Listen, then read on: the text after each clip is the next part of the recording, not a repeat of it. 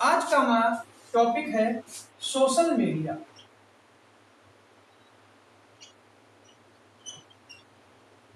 Social media पर जुर्माना,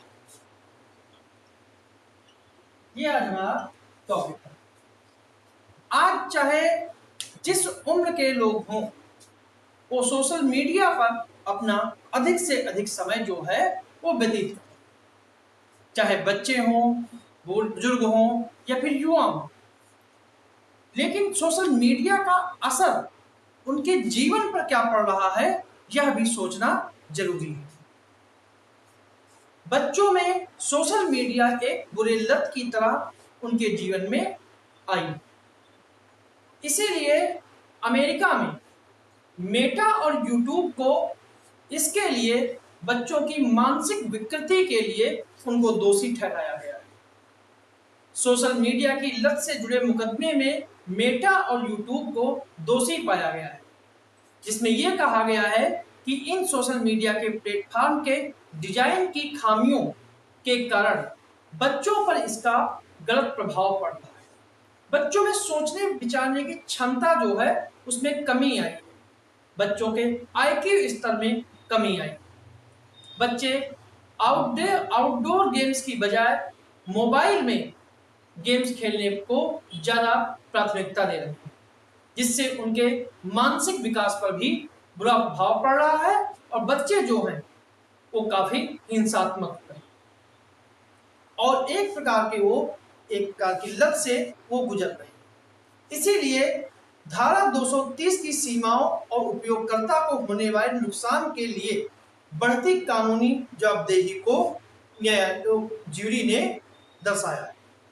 America के लॉस एंजल्स में एक अमेरिकी ज्यूरी ने मेटा और यूट्यूब को ऐसे व्यसनकारी या लतकारी प्लेटफॉर्म डिजाइन करने का दोषी पाया है, जिससे एक युवा उपयोगकर्ता को नुकसान पहुंचा है। कंपनी को लापरवाही का दोषी माना गया है और उन पर दुर्भावना और धोखाधड़ी का आरोप लगाया है और इसके लिए उन्होंने $6 मिलियन का भारी भरकम जुर्माना भी लगाया है, जिसको अगर रुपये में कन्वर्ट किया जाए तो लगभग 2100 करोड़ रुपए के आसपास ये बैठता है।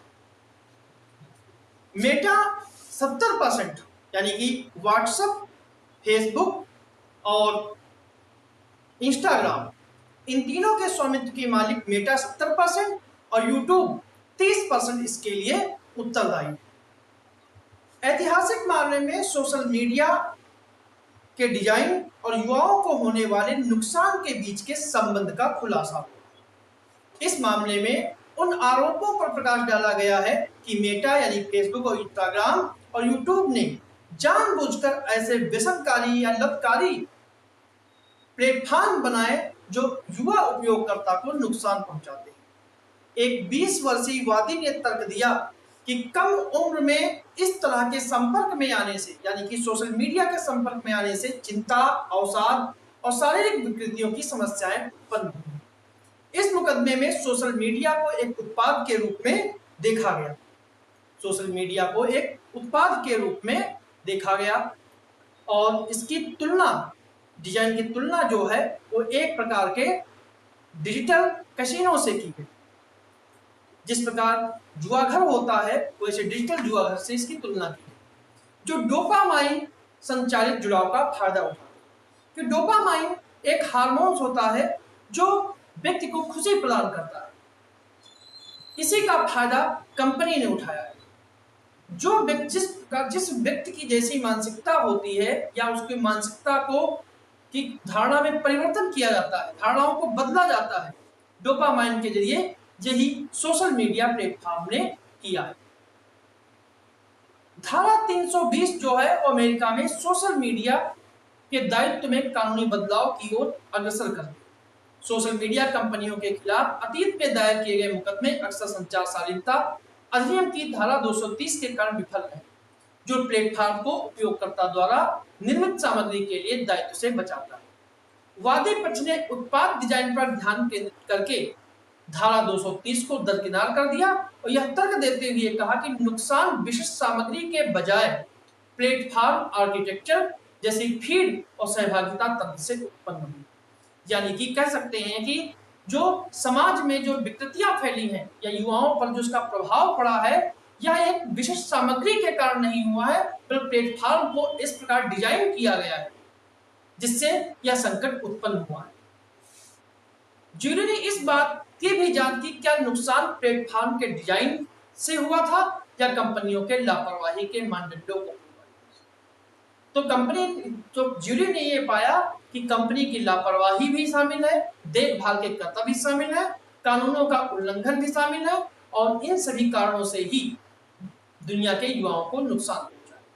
ज्यूरी ने पर्याप्त परीक्षण लागू किया और निष्कर्ष निकाला कि बच्चों में या किसी भी समाज के तबके के लोगों को सोशल मीडिया यानी मेटा और यूट्यूब ने प्रभावित किया और जानबूझकर प्लेटफॉर्म में ऐसे डिजाइन किया है कि बच्चों की मानसिक स्तर को उसको कह सकते हैं कि उसको एक अपने प्रभावित किया है।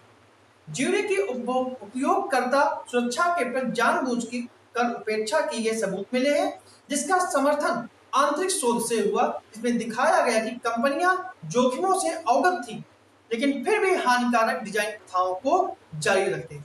समांतर फैसले ने प्लेटफॉर्म को सुरक्षा संबंधी चिंताओं को उजागर किया है। न्यू मैक्सिको की एक ज्यूरी ने प्लेटफॉर्म की सुरक्षा के बारे में उपयोगकर्ताओं को गुमराह करने के लिए उपभोक्ता संरक्षण कानून के तहत मेटा को दोषी पाया और उसे लगभग $375 मिलियन का हर्जाना देने का आदेश दिया। यह मामला बाल शोषण के जोखिम के बारे में था। आंतरिक चेतावनियों के बावजूद एंड टू एंड एन्क्रिप्शन का विस्तार करने जैसे निर्णयों पर केंद्रित था। लॉस एंजल्स के फैसले के साथ यह इस बात का संकेत देता है कि प्लेटफॉर्म को न केवल उपयोगकर्ता सामग्री के लिए बल्कि डिजाइन विकल्पों और सुरक्षा प्रथाओं के लिए भी जवाबदेह ठहराने की दिशा में एक व्यापक बदलाव हो रहा है। इंटरनेट पर बच्चों के लिए भारत का नियामक ढांचा जो है वो सूचना प्रौद्योगिकी अधिनियम 2000 के तहत सामग्री पर प्रतिबंध लगाता है।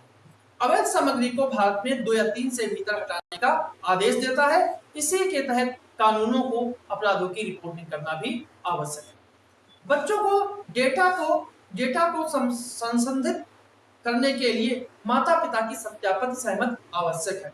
यह ट्रैकिंग, व्यवहार की निगरानी और बच्चों को लक्षित करके विज्ञापन देने पर रोक लगाता है। अभी हाल ही में ऑस्ट्रेलिया विश्व का पहला देश बना जिसने 16 साल से कम उम्र के बच्चों के लिए सोशल मीडिया को उसने बैन किया।